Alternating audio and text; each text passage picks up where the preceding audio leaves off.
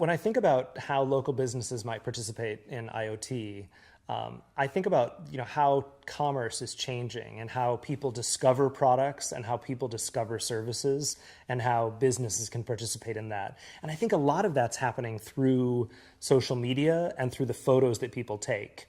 So for example, if you have a local business and let's say you sell clothing or some fashion, being able to connect the photos that people are taking of their friends and of celebrities with what's for sale at the local business will mean that that merchandising can happen in a much broader way.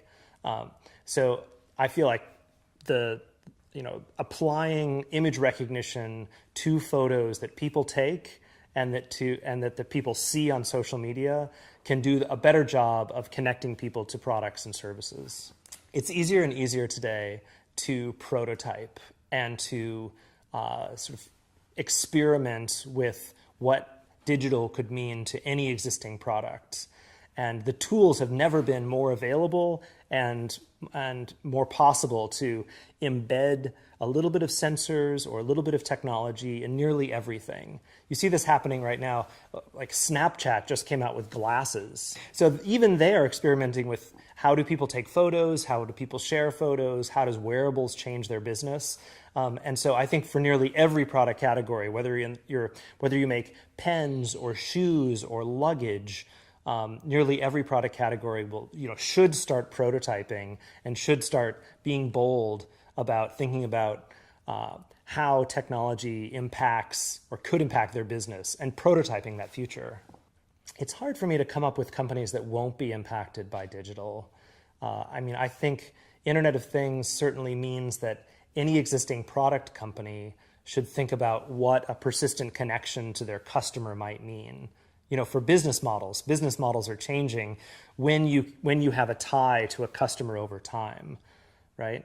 So, think about the categories of appliance makers that are automatically replenishing filters or coffee or I was just with Samsung last week and we were talking about how the fridge or any product that Samsung makes is putting cameras inside, both to be able to restock the fridge or to be able to look at your cookies as they're being baked and understand, not burn the things that that you have in the oven.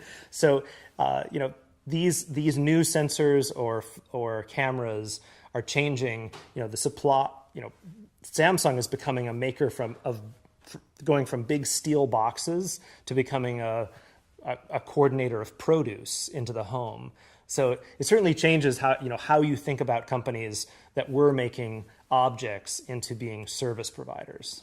I do feel like, especially for cameras that are in public places like cities, we'd have to think really carefully about how long are we retaining those photos, who has access to see them, and in that case, I think it's really important to actually not retain the photos, but just to get rid of them. To retain information, but not to retain the photos themselves.